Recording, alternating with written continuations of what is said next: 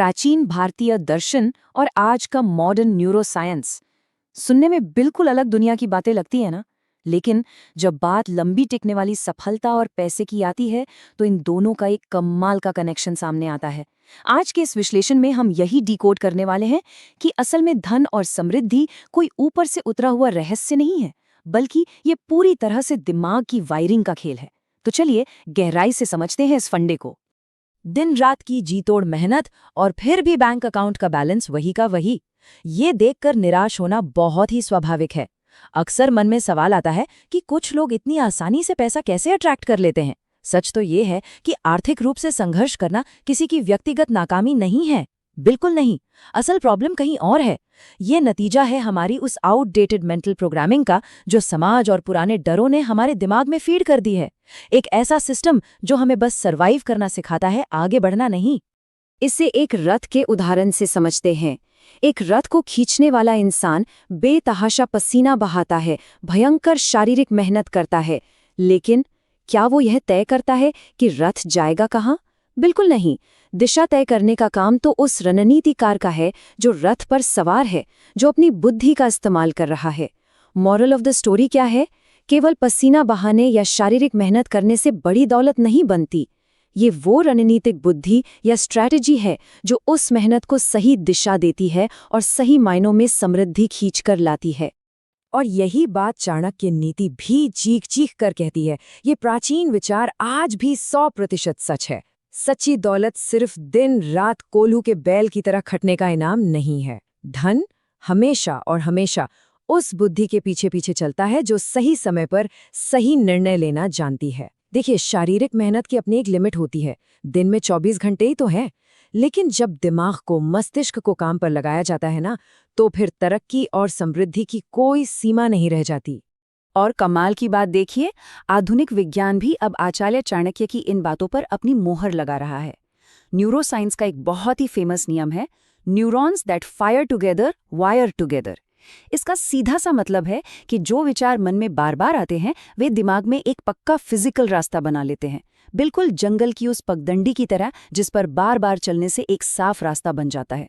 अगर सालों तक यही सोचा जाए कि सफलता तो बहुत मुश्किल है या पैसे तो टिकते ही नहीं, तो हमारा अवचेतन मन यानी सबकॉन्शियस माइंड हमेशा के लिए उसी संघर्ष के लिए वायर हो जाता है। और फिर यही वायरिंग हमारी जिंदगी के हर छोटे बड़े फैसले और नतीजे को कंट्रोल करने लगती है। हमारे दिमाग के अंदर ना एक बहुत ही सख्त बाउंसर या गेट कीपर बैठा हुआ है। इसे विज्ञान की भाषा में रेटिकुलर एक्टिवेटिंग सिस्टम या शॉर्ट में RAS कहते हैं। इसका इकलौता काम ये फिल्टर करना है कि दुनिया भर की जानकारी में से कौन सी चीज़ दिमाग के अंदर जाएगी और कौन सी बाहरी रोक दी जाएगी। अब होता क्या है कि जो लोग लगातार नेगेटिव शब्दों का इस्तेमाल करते हैं, उनका ये RAS उन्हें हर तरफ सिर्फ और सिर्फ परेशानियां ही दिखाता है। वहीं दूसरी तरफ सफल मानसिकता वाले लोग अपने RAS को इस तरह से ट्रेन कर लेते हैं कि वो भारी भीड़ में भी छिपे हुए अवसरों को तुरंत स्कैन कर लेता है। अक्सर विजुअलाइजेशन यानी मानसिक कल्पना को हम लोग सिर्फ एक मोटिवेशन का तरीका मान लेते हैं, पर ठहरिए, यहाँ एक बहुत ही चौंकाने वाला साइंटिफिक फैक्ट है। हमारा जो इंसानी दिमाग है ना, वो एक बहुत ही स्पष्ट कल्पना और असल जिंदगी के अनुभव के बीच फर्क ही नहीं कर पाता। सच में, जब हर दिन खुद को सफल और समृद्ध महसूस करने का अभ्यास किया जाता है, तो दिमाग उस नई पहचान को ही असलियत मानकर काम करने लगता है। अपनी अंदरूनी पहचान को गरीबी से निकालकर अमीरी तक ले जाने का ये एक बहुत बहुत ही पावरफुल टूल है। अब आते हैं आचार्य चाणक्य के उन गोल्डन रूल्स पर जो पैसे जोड़ने और बढ़ाने के लिए बताए गए हैं।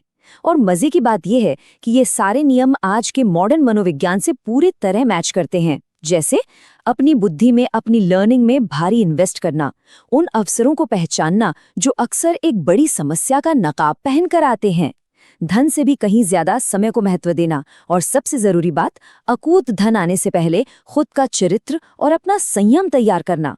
और हाँ, अपनी मानसिकता को ऊंचा उठाने के लिए अपनी संगति यानी अपने आसपास के लोगों में सुधार करना। ये वो पिलर्स हैं जिन पर लंबी सफलता की नींव टिकती है। हमारे आसपास के माहौल का सीधा सीधा असर हमारे दिमाग पर पड़ता है। जब दिमाग लगातार शिकायतों, डर और क्या होगा, कैसे होगा वाले सर्वाइवल मोड में अटका रहता है ना, तो कुछ भी नया या बड़ा सोचना लिटरली नामुमकिन हो जाता है। इसके ठीक उलट, जब आसपास का माहौल प्रेरणा से भरा होता है तो मस्तिष्क में एक गजब का लचीलापन आता है, जिसे साइंस की भाषा में कॉग्निटिव फ्लेक्सिबिलिटी कहते हैं। और यकीन मानिए, यही वो दिमागी लचीलापन है जो जिंदगी की उलझनों को सुलझाकर ऐसे कमाल के आइडियाज पैदा करता है जो आगे चलकर बड़ी संपत्ति बनाते हैं। और ये बात चाणक्य के संगति के सिद्धांत को बिल्कुल 100% सच साबित करती है। एक बहुत ही मशहूर कहावत है कि हर इंसान उन 5 लोगों का एवरेज होता है जिनके साथ वो अपना सबसे ज्यादा समय बिताता है। न्यूरोसाइंस भी डंके की चोट पर यह मानता है कि हमारा माहौल हमारे दिमाग की बनावट को फिजिकली आकार देता है। जब हम महत्वाकांक्षी, अनुशासित और पॉजिटिव लोगों के साथ उठते बैठते हैं तो हमारा अवचेतन मन एक स्पंज की तरह काम करता है। वो खुद ब खुद सफलता के गुणों को सोखने लगता है। संगति का ये असर जादुई है। चाणक्य नीति में एक बात बहुत साफ शब्दों में कही गई है, समय का अनुशासन दुनिया का सबसे बड़ा हथियार है। मान लीजिए, अगर कुछ पैसा डूब भी जाए तो उसे वापस कमाने के 1000 तरीके हैं, लेकिन जो समय एक बार रेत की तरह मुट्ठी से फिसल गया, बस वो हमेशा के लिए चला गया। सच्ची फाइनेंशियल आज़ादी या आर्थिक स्वतंत्रता तभी हासिल होती है जब हर एक घंटे को सिर्फ खर्च करने के बजाय किसी बड़े लक्ष्य के लिए इन्वेस्ट किया जाए। जो समय को बर्बाद करते हैं, धन उनसे हमेशा कोसों दूर भागता है। अब जरा उन 3 सबसे बड़ी साइकोलॉजिकल गलतियों की बात करते हैं जो पैसे को चुंबक की तरह दूर धकेल देती हैं। पहला, विलासिता या लग्जरी पर अनियंत्रित खर्च। मतलब पैसा हाथ में आते ही उसे तुरंत दिखावे या गैर जरूरी चीजों पर उड़ा देना। ये डिसिप्लिन की सबसे बड़ी कमी है। दूसरा है निर्णय लेने में देरी करना, चीजों को टालना। इससे होता यह है कि शानदार मौके हाथ से निकल जाते हैं। और तीसरा, सबसे खतरनाक, गहरा आत्मसंदेह, यानी खुद पर शक करना। ये वो दिमाग है जो किसी मौके का फायदा उठाने से पहले ही इंसान का सारा साहस निगल जाती है। क्या कभी इस बात पर गौर किया है कि जो लोग अचानक लॉटरी जीतते हैं, उनमें से ज्यादातर कुछ ही सालों में वापस बिल्कुल कंगाल क्यों हो जाते हैं? इसका लॉजिक बहुत सीधा है। उन्होंने उस पैसे के पानी को संभालने के लिए अपने चरित्र और अनुशासन का बर्तन तैयार ही नहीं किया था। बहुत सारा पैसा एक तेज बहती नदी की तरह होता है।